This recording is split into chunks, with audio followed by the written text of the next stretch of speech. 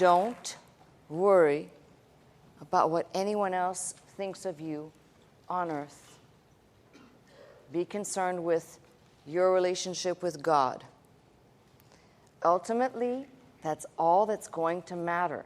In the end, it's not going to matter about what people thought or what they said.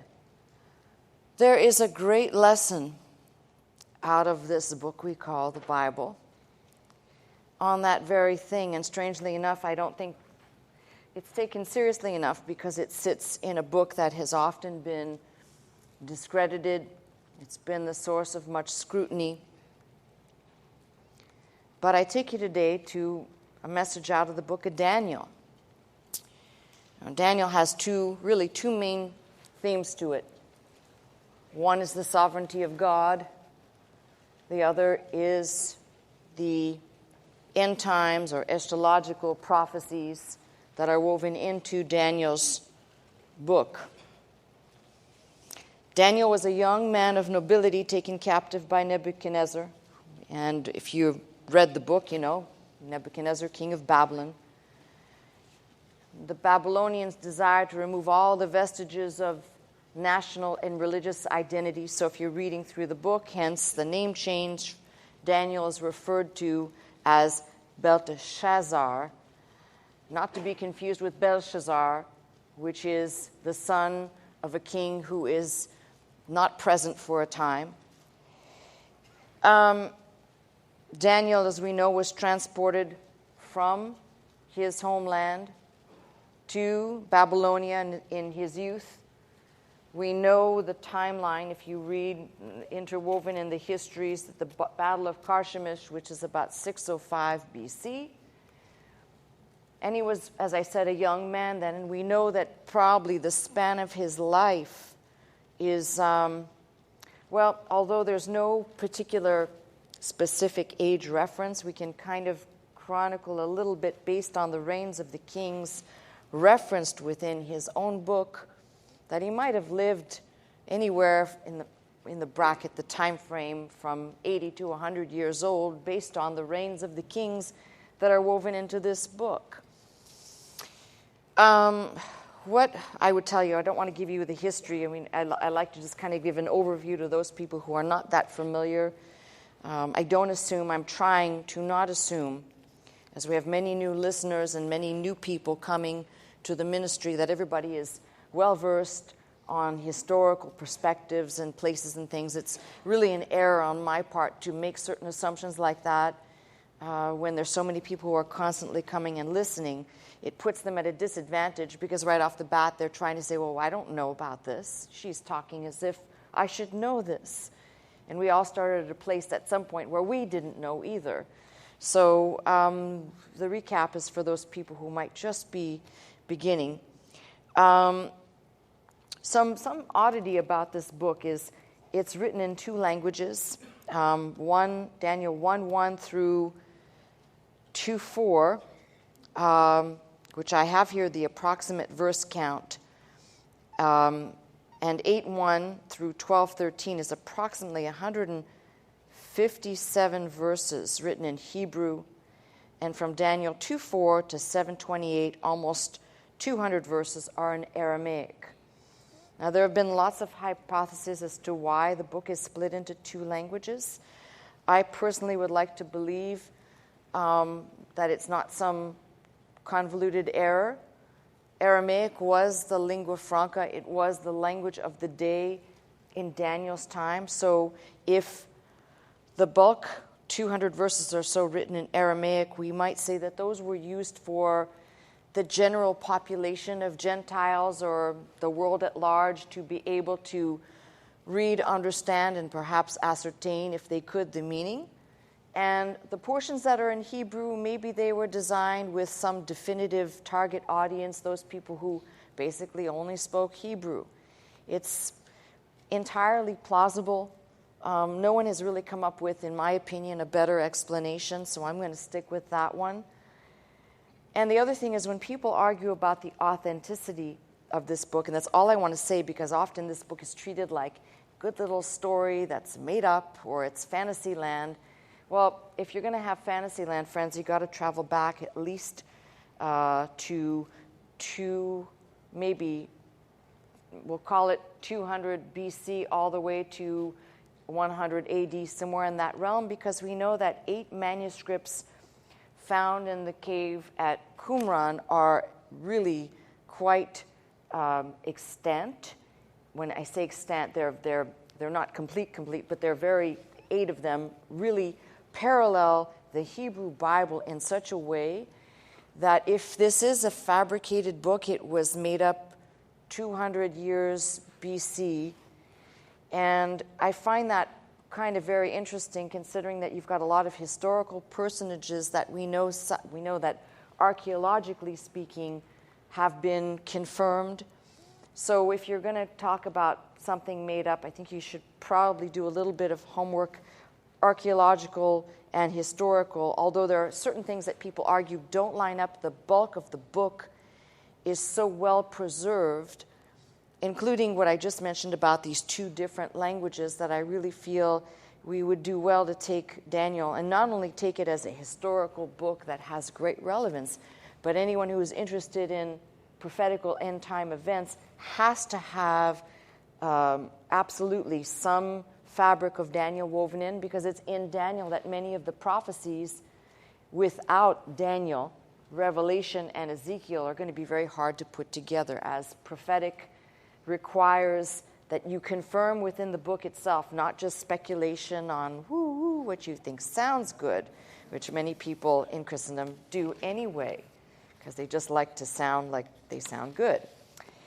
If I were to give you a brief overview, we've got the opening of the book is the ministry of Daniel in Babylon, which includes his identity, his character, Daniel's interpretation of Nebuchadnezzar's dream, the famous 3 friends who are thrown in the furnace for not bowing down to that great statue of the king and surviving it. They were not harmed. In fact, many years ago, I had a great conversation with someone who actually had heard, I didn't hear it delivered, but Oral Roberts had a sermon that he called The Fourth Man. Of course, he wasn't the only person. Most people who do scriptural exegesis say the fourth man in the furnace was Jesus, or a Christophany or a theophany, and that's, standard. But there's an excellent excerpt somewhere in one of these preaching records that probably dates back somewhere in the 50s of Oral Roberts delivering his fourth man in the furnace sermon. Something that he says in that sermon that is, whether you're a fan of Oral Roberts or not, if you were a fan or not, doesn't matter. What he says about it is kind of interesting, but the gist of it is that it didn't matter where these young men were, as long as they had the faith that they did in the living God. And of course, he added in, the fourth man in the furnace was nearby, just as Christ is always with us, even in the things we're going through. Now, the way he said it had a better delivery than I did, but that really did stay with me. That's included in this book, and I don't believe that it's some made-up, did that really happen? Is this put in here as some entertainment for us? I believe it really happened. I believe that if you're going to start reading the Bible, you better take what is and say that God can do anything. If he can, people have debated, did God make the sun stand still? Or, did these certain events happen? Well, once you start asking the question, can God do a certain thing, in the light of essentially saying it's not possible for God to do a certain thing, you've knocked out the possibility of God being sovereign over all creation and over everything. He can break the natural laws. He can break the laws of gravity. He can break any law he wants without consequence. No one's going to write him up a ticket. Right? So I believe the 3 friends were actually thrown in the furnace. In fact, there's a parallel that is 3 friends in the furnace surviving, and what I will talk about today, which is Daniel in the lion's den.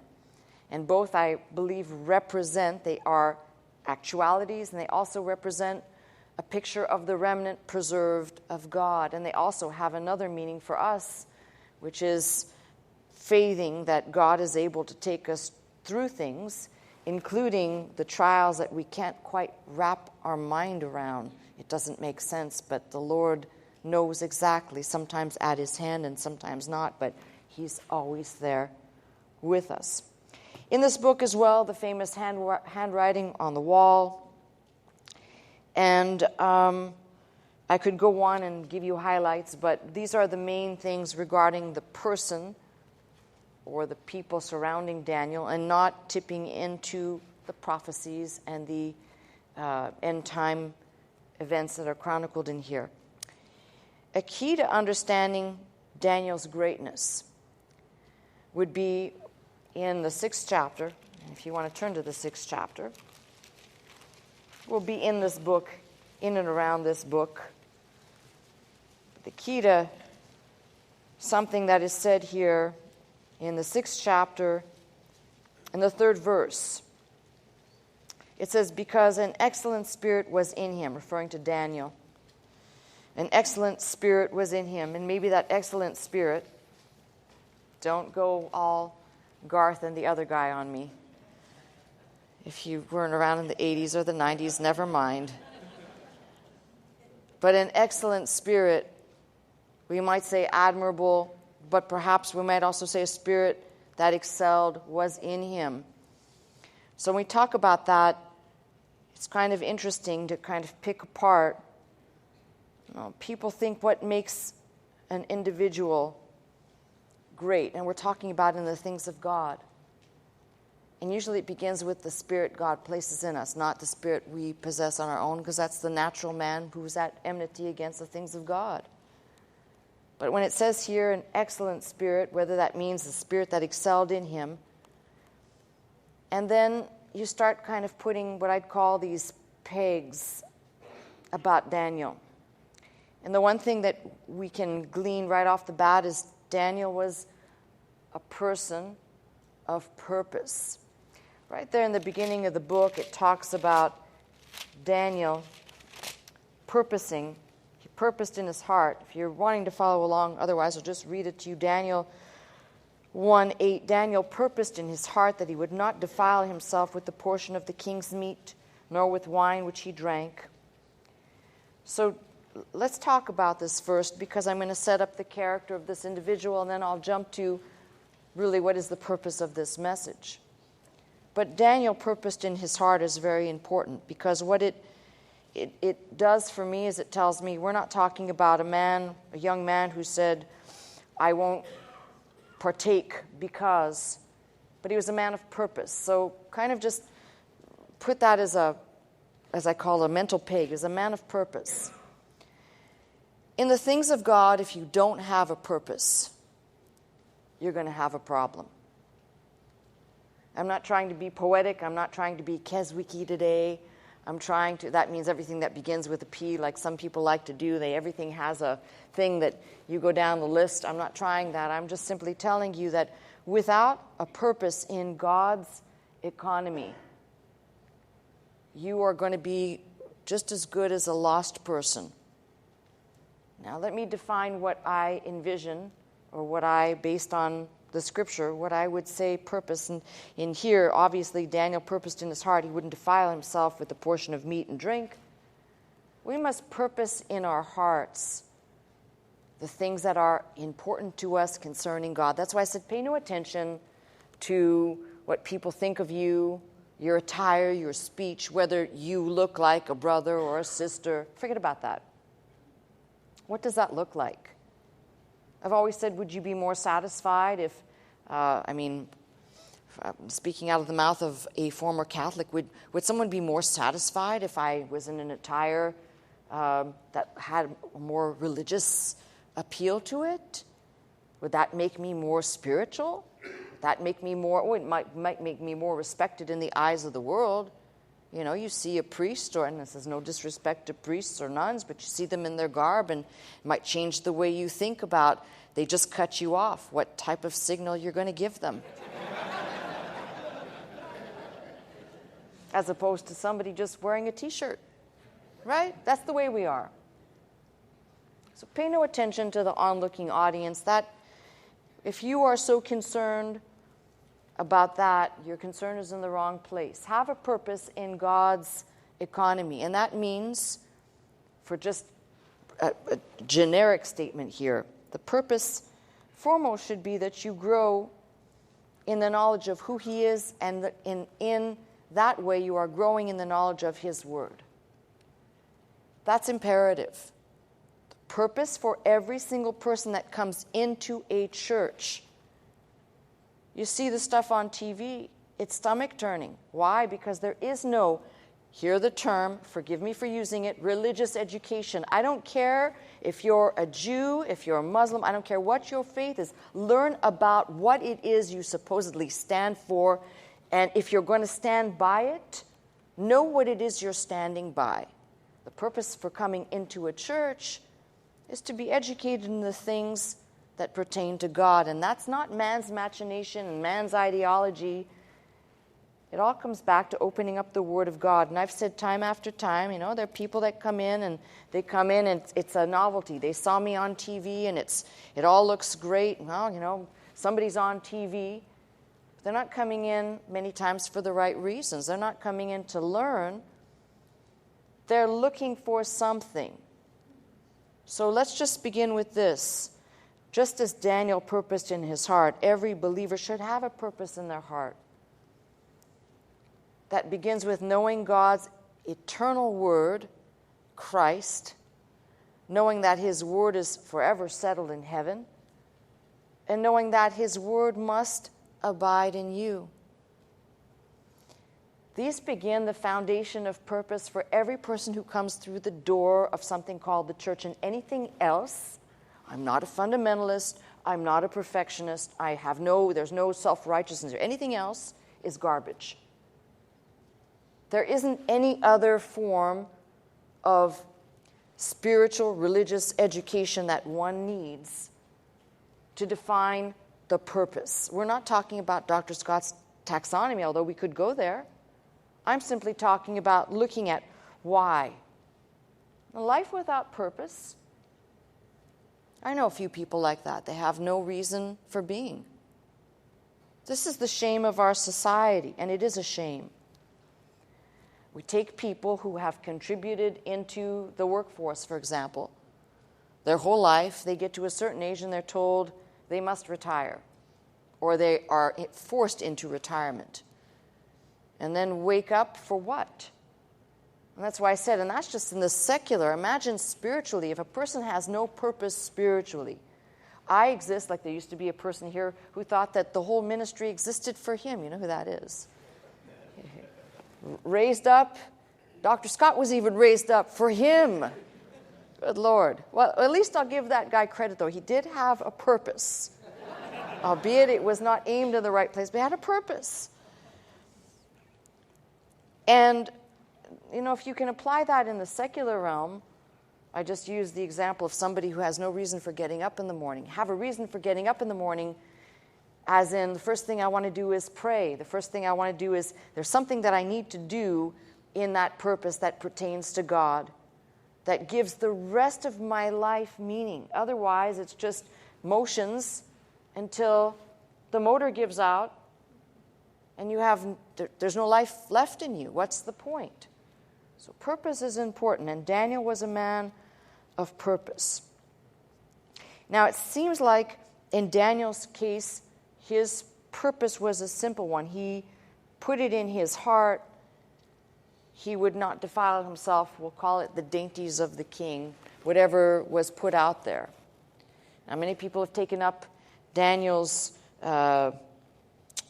choice, and people who want to give some scripture credence to vegetarianism will say, see, Daniel didn't eat any meat. And listen, I'm not against vegetarianism. I think that's wonderful. But I'm saying you can look at all types of things and find different angles of things and say, see, that's the purpose. But that's not the purpose either. The purpose is that he had determined in his heart a certain thing that in his eyes would be displeasing to God. That's probably the best way to understand this. What he purposed in his heart, that would, if he did not, if he went through, it would be displeasing to God. It would be dishonoring God, and therefore he would look at it as defiling himself. Now, we don't have to be that, I use the word puritanical, but there should be a mindset that talks about purpose. It's the same problem we have when we get to the holidays. People forget about the purpose, and they unfortunately just come. People say, well, it's great. People come into the church during the holidays, Christmas, Easter. But what is the purpose for that? Forgive me, I'd like to just skip over Christmas because I've probably said many things over and above about Christmas that I haven't said about Easter. What's the purpose of showing up one day? And I'm not discrediting that. It's wonderful if somebody will come one day instead of no days. But what is the purpose if an individual actually believes in the preaching that he is risen? That should make the life of the one who is listening to that message say, well, wait a minute. If he is risen and this is the one that they're talking about and I have life eternal with him and all this other good stuff that I'm being told and taught, then that should be a new set that restructures how I order my life, especially towards the church. And coming, do you know what I'm saying? There's purpose in that. But unfortunately, with most things, there is a lack of purpose. So the idea, I guess, is just to get people to get out of bed real early to come to a sunrise service so that they can say they went. Or the folks that will go, Ash Wednesday, have nothing against those people who want to practice. Practice whatever you want to practice, but know why you do it. And if you're going to be a Christian, find it in the book and then celebrate it. I don't care if you want to celebrate something that is more of a, call it Jewish, Hebraic origin. Well, it's at least in the book. But ask somebody when it was Ash Wednesday, I said, do you know why you're even doing, what's the point of that? Is that even in the Bible? That individual could not tell me, by the way. It's just something that you do. And therefore, that becomes the purpose. Not the purpose if one was understanding technically, however you want to understand the 40 days of Lent, whatever that means. Giving up something for 40 days. Listen, it says Jesus fasted. He hungered. And he was, by the way, the missing ingredient in all of that Lent part is he was also tempted.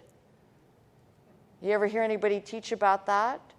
The portion of Lent, that things that people give up, you also ought to warn people that the devil came to tempt Jesus when he was hungered. Scripture says when he was hungry. Now, okay, don't talk to me about that. Just give up something and you've done your placation for the time and enough's enough. And as I said, I'm not dissing anybody's faith. I'm saying know why you believe. Get into the Word. Find the purpose right there. So Daniel is a man of purpose, and I love that. He's also a man of prayer. In casual reading, just if you were just going through, you find that Daniel gathered his friends together to pray. He prayed 3 times a day, and something all important, it says that when he prayed in front of that window facing Jerusalem, and a lot of speculation about why he faced that way. Maybe Solomon's words resonated in his heart. Solomon said if the people were ever carried away or lost, if they at least pointed their face towards the city of Jerusalem, that God would see basically their intention to look back towards him and have favor and mercy upon them. Now, I'm not sure if that's the gist of why, but let me just talk about this individual man of prayer. The person who has a prayerless life has a dead spiritual life. Now, I believe that there are people, we all go through at times where praying is difficult. But even when we don't pray with our mouth, many times we're praying inside our head quietly. Even though we can't utter the words, our heart is still crying out to God. And I don't want you to think that that's what I'm referencing. I'm referencing people who it's never a thought at all. Because that's your spiritual communion and contact with God. That's where you do all of your petitioning, where you give thanks. In fact, it speaks, one of the verses in the 6th chapter talks about, I believe, Daniel, who prayed. Well, we're going to be in the 6th chapter. You might as well stay there. But as he prayed prayer and thanksgiving to God. And something interesting about Daniel's prayer habits. Praying 3 times a day, one might say that is excessive. But one minimally eats 3 times a day. Is that excessive?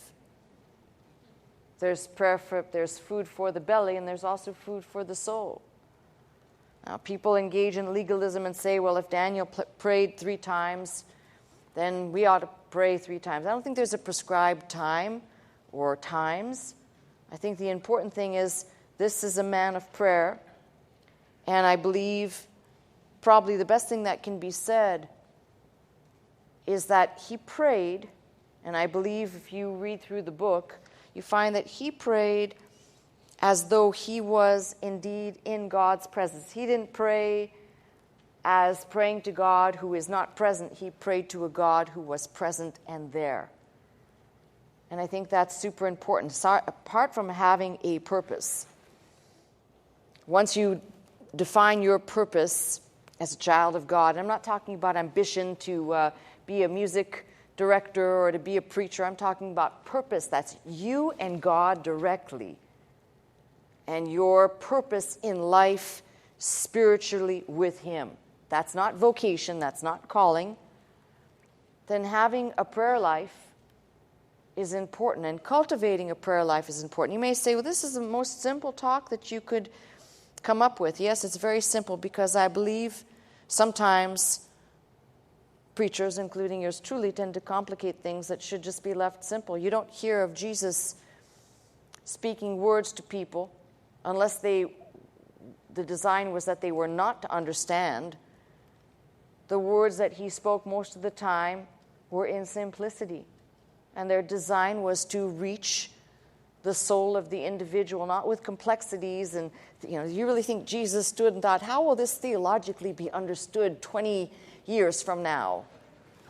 Will somebody be writing this down? Because I want to make sure that I include these particular words that will be buzzwords later on. Webster's will write volumes about the things I've said. There's no such thought. They're, for the most part, although complex in their deep meaning, simple in their delivery. Like the woman at the well, woman, the hour cometh when you will not worship God on any mountain, particular place. God is a spirit to be worshipped in truth, in spirit and truth. Those are simple words. They're complex, but they are simple.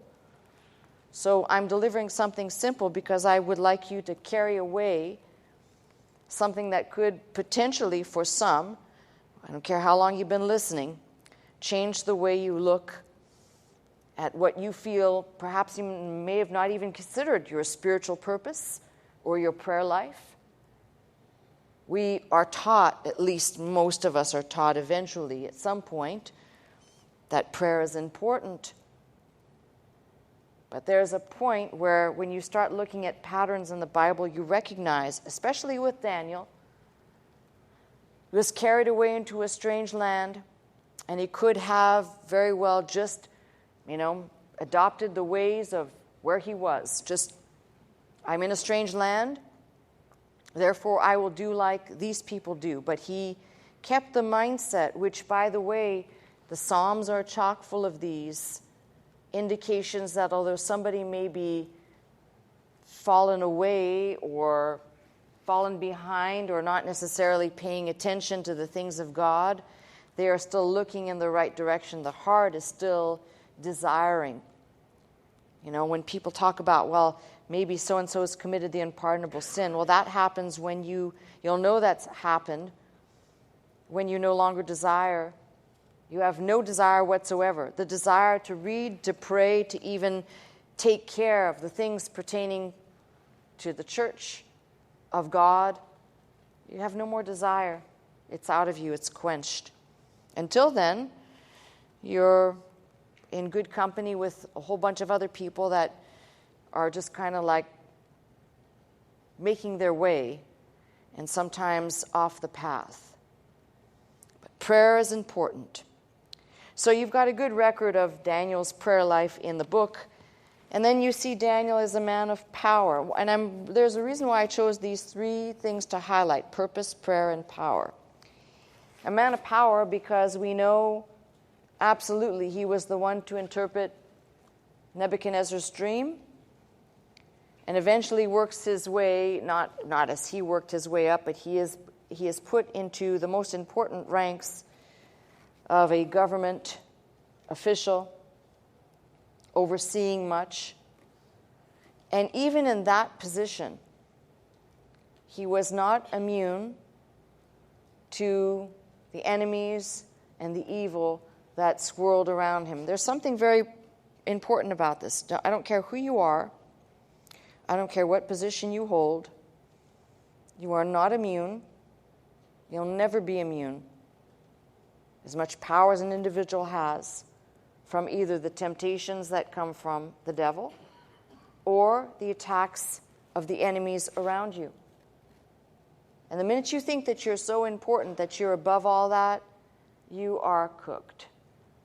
Because it doesn't, there are some principles, I'll call them spiritual laws, that if we're paying attention to what happens in this book, we can be pretty sure that even as a microcosm, we will experience. So he's elevated to the important ranks. He's a high-ranking official, but not immune to the pitfalls. And why is this important? Because it was his purpose in his heart and his prayer life that secured well beyond what he achieved in the secular realm. I don't think he set out to be ambitious and to say, this is what I desire to do. I will get to the ranks of the highest ranking person in the land. I don't think that's the way he chose. But the power that I want to talk about is the power that he had that came from God. Because whatever is granted to us in the secular realm, again, I'll say it again, in the big picture at the end of time, it means nothing.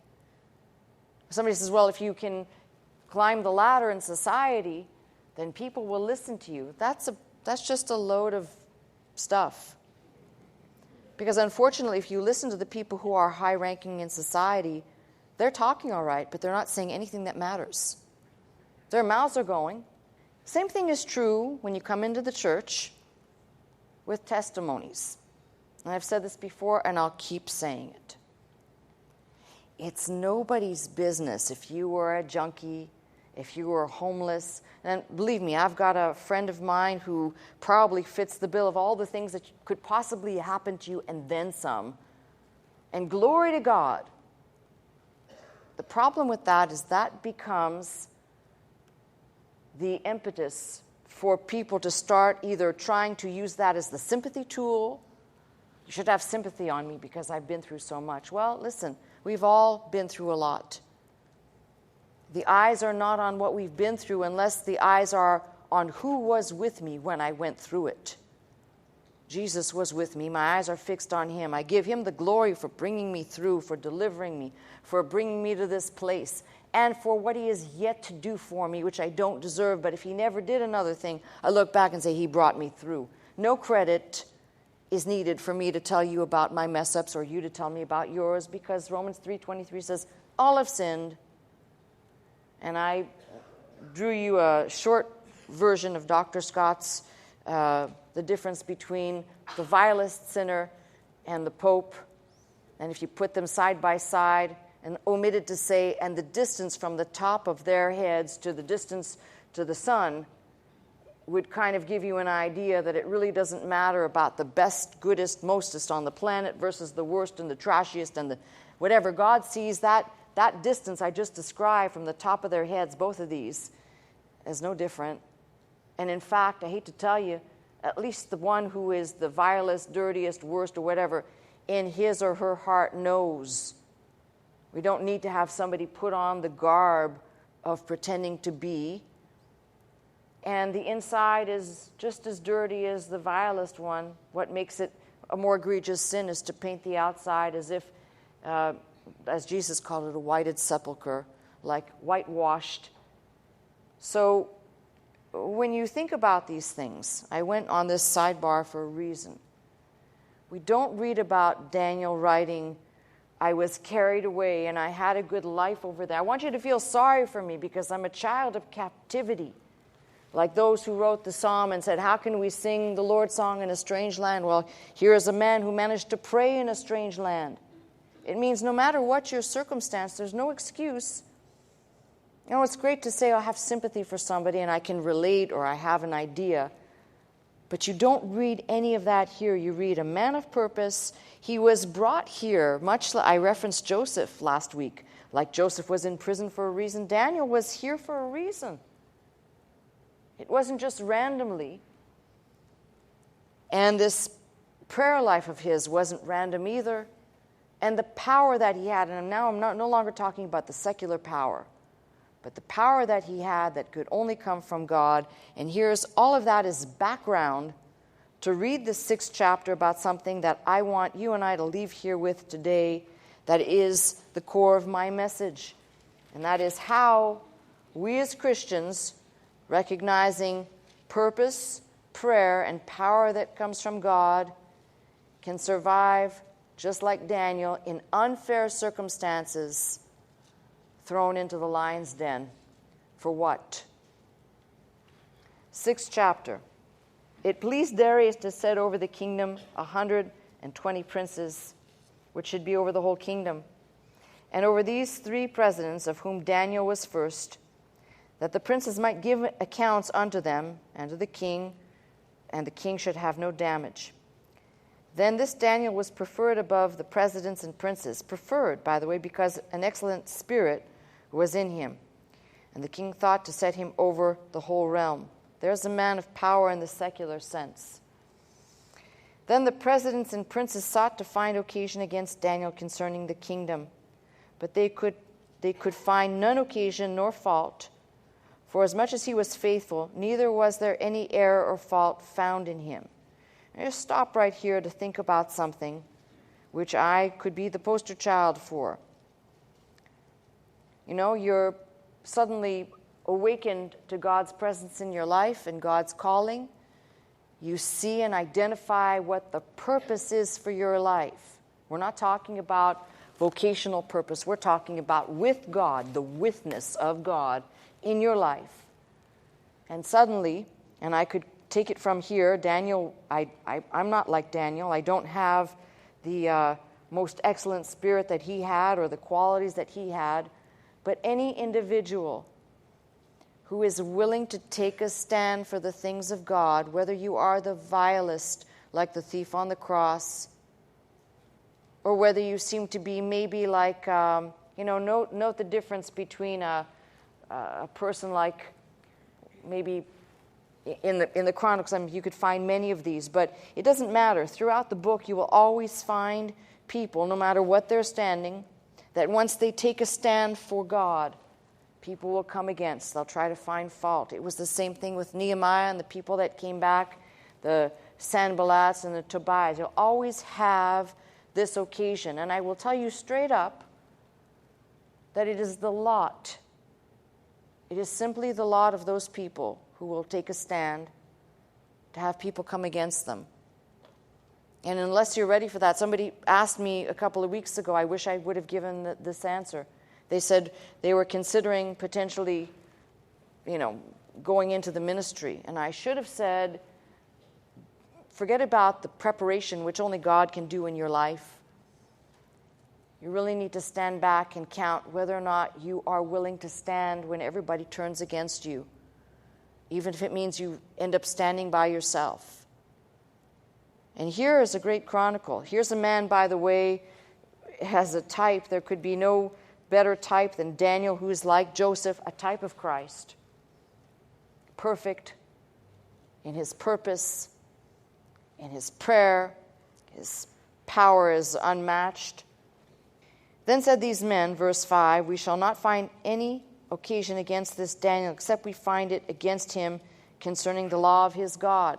We can't find anything wrong with the man, so we'll go straight to the thing that's at the very core of what he believes. Now, if that is not demonic, I don't know what is. Can't find fault with him, but you better go at what he believes, because there you'll find something.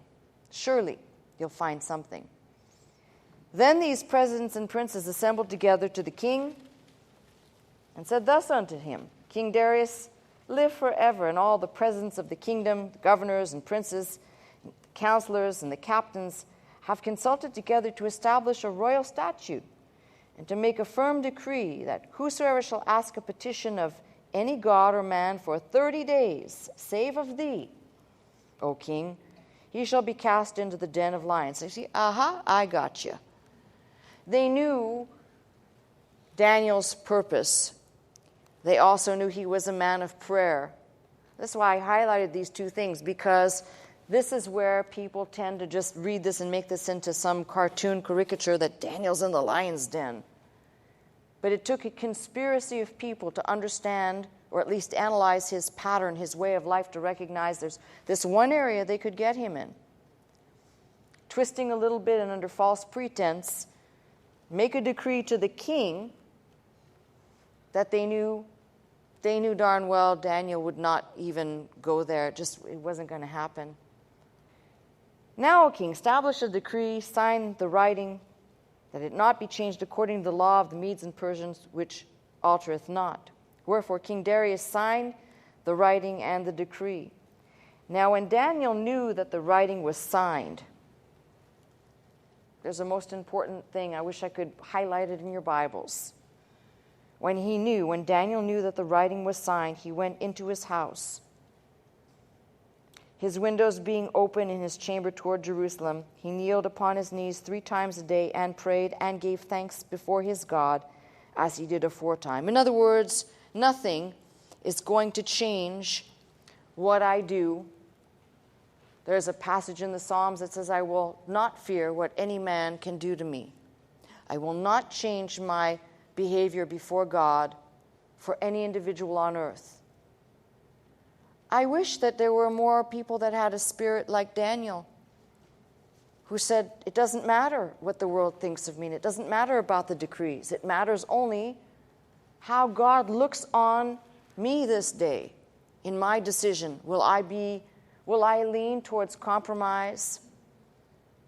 Will I be a coward? Will I shrink back from the very thing I did? Well, I did it when it didn't matter, and now is a time of controversy and danger and peril. Will I shrink back? Let me read that verse 10 again, because it's right there. When Daniel knew that the writing was signed. What writing? The decree. When he knew it, he knew about it. He was aware of it. And don't think this is reckless. This is what the life of faith is about. The life of faith isn't fighting, by the way, like Paul encountered when he went to different places and there's infighting and people are petty. The petty, silly, stupid stuff. We're talking about the real men and women of God. They stand for the things of God. They stand for the principles of God. They stand for the purpose of God. They stand in prayer or kneel in prayer, regardless of the circumstance. These are men and women like Daniel with power, not secular power, but power with God to say, I know the same God that I served before the storm hit is the same God that will be with me in the storm and through the storm. Or you want to put it in Dr. Scott terms, and he used to say, blessed men go through valleys of weeping. Well, why were they blessed? You can say that's a state of mind that doesn't change, but it's a state of mind that doesn't change because the Word declares something that you have come to know, God's Word, that does not change regardless of the place you find yourself in. When you come to that place, that's why I said this message has more to do, believe it or not, with something called deep moorings for the church. When people get carried off, like Paul warned the Galatians about every wind of doctrine, versus purpose. Because I don't care how young you are or how old you are, or if you are standing behind the pulpit or seated in the pew, each person is a pilgrim on a journey. That journey is not some random, transcontinental type thing. It's a journey that is supposedly, as we approach heaven, heaven-bound, eternal-bound creatures So I'm just going to say it. My God, if you haven't figured out your standing purpose with God, and I'll say it again, not vocation, that is not to cause contention. That's not to rip down or be judge of somebody else. That is not to think that what all the people say about you matters. It's what God is going to see. And God decided, by the way, whoever you want to attribute to writing this book, to memorialize something about Daniel, that if it could be embedded into the hearts, and maybe it's already there today, maybe people already have this embedded, and the concept is there, but the fear of what could happen if indeed you took that action, daring to be like Daniel. You know the people have conspired against you, or you know that these things are against you, or the enemy's against you. You already know that. But I love, you could say, well, this is a rebellious spirit. No, it's not. It's an obedient spirit to God. It says, no matter what, I'm going to keep talking to my God. He kneeled on his knees, face towards Jerusalem. And something else that said there, he didn't just pray, gave thanks. Prayer mingled with thanksgiving, not just prayer for the sake of petition, prayer mingled with thanksgiving. And I'm sure Daniel had a lot to be thankful for. He wasn't living a terrible life, as we're looking at his life in this book as we know it. But I'm sure that his thanksgiving wasn't limited to things he experienced that we would call the tangible nows. Then these men assembled and found Daniel praying and making supplication before his God. This is a bunch of perverts. They just laid a trap for him, knowing that he would go into it. It says they found Daniel praying and making supplication. Now, it's no secret. The windows are open. I don't know how high or how low the window was. Doesn't matter. And they knew he went to pray 3 times a day. It's one of these, aha, we got you. Now, let me ask you a question. Even to these enemy people, why would you want to rid yourself of Daniel, of a Daniel type? What good does it do you to get Daniel out of the way? Remember, Daniel was the only one that could interpret Nebuchadnezzar's dream. Daniel, there's a lot of things that only Daniel could do. Why would you want to get rid of Daniel? Unless you're stupid. Right? Unless you're just not a thinking person, because probably these same folks, they might have needed Daniel eventually and probably could have used Daniel eventually by their fate. Then they came near, spake before the king concerning the king's decree. Hast thou not signed a decree that every man shall ask a petition of any god or any man within 30 days, save of thee, O king, shall be cast into the lion's den? The king answered and said, the thing is true according to the law of the Medes and Persians, which altereth not.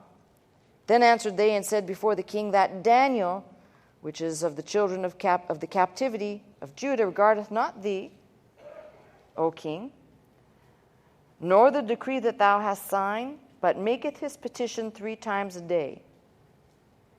Then the king, when he heard these words, was sore displeased with himself, set his heart on Daniel to deliver him, and he labored till the going down of the sun to deliver him.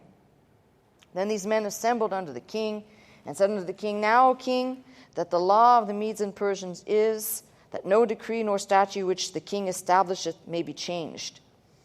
The king commanded, and they brought Daniel, cast him into the den of lions. Now the king spake and said unto Daniel, thy God, whom thou servest continually, he will deliver thee. Find me some couple of heathen like that actually believe the potential of God delivering the child of God in a time of trouble. And think about what's worse than this. What's worse than this is this man did no wrong.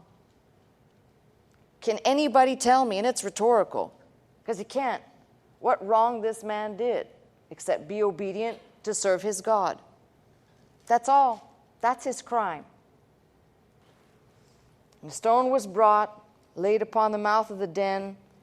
The king sealed it with his own signet and with the signet of his lords, that the purpose might not be changed concerning Daniel. Then the king went to his palace, passed the night fasting.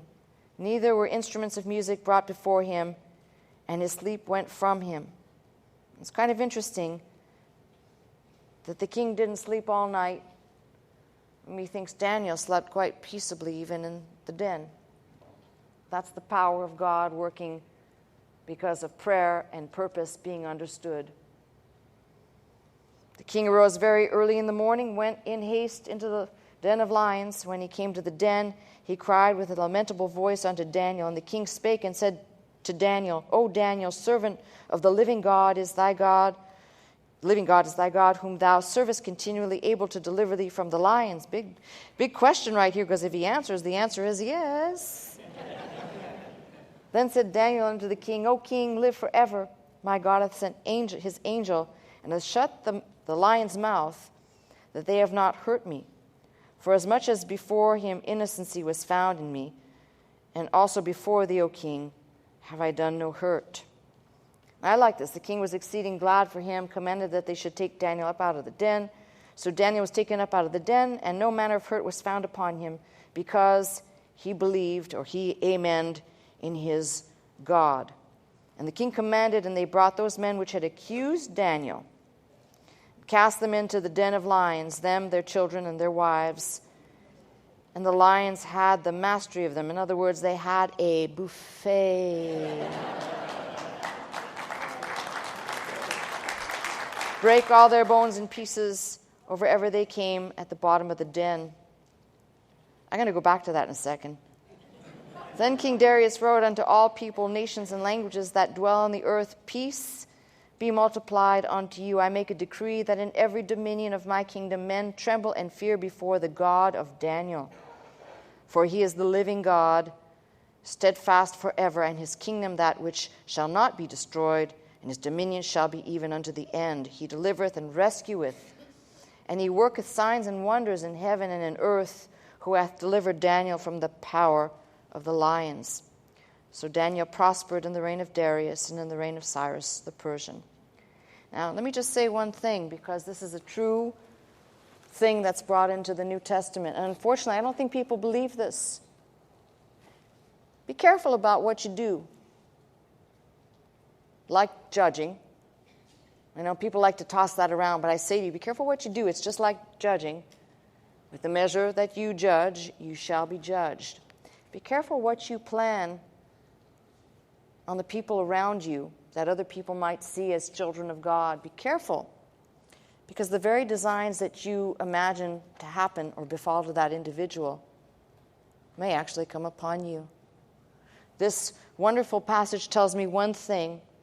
God never promised to spare us from trial. He never promised to somehow guard us away from the dangers of the world, the flesh, or the devil. But being clearly minded to see in your life and in mine purpose, and that purpose then accompanies a prayer life, and that prayer life has accompanied with it power, not my strength, but his. It means through it all, even in the worst of circumstances, he will be with me, and he'll see me through, and he'll be with you, and he'll see you through, even if it is, we'll call it a modern-day lion's den, when it seems like the worst thing should befall you. That one thing that I can look at Daniel and say, remarkably, he didn't change his ways no matter what was happening. He stood by the thing he knew to be true, which is his commitment to God and what he had placed in his heart, which didn't change. Now, you can call this a wonderful caricature, some fabulous story that didn't really happen, but I prefer to look at it as something that God left embedded and memorialized in this book to bring encouragement to every child of God, past, present, and future, who will find themselves in some great trial of affliction and some great conflict somewhere, and there seems to be no possible way for you to be extricated. Just remember the courage to be like Daniel. There's no cowardice here, just one commitment to the one true living God, a purpose in his heart to stay true to that commitment, a a prayer life that communed and petitioned, and the power that came as a result of those two other things that brought him through. That same, we'll call it purpose, prayer, and power is available to each and every believer, no matter what type of situation or circumstance you find yourself in, whether it's today, tomorrow, next week, next month, or next year. Why? Because God is God and He does not change. The same God that saw Daniel through will see you through your trials as well. That's my message. I'm Pastor Melissa Scott, pastor of Faith Center, Glendale, California. I teach every Sunday morning at 11 a.m. If you'd like to attend services with us, simply call the 800 number, that is 800-338-3030, to join us. If you'd like to watch, listen, and learn 24 hours a day, simply log on to our website at www.pastormelissascott.com.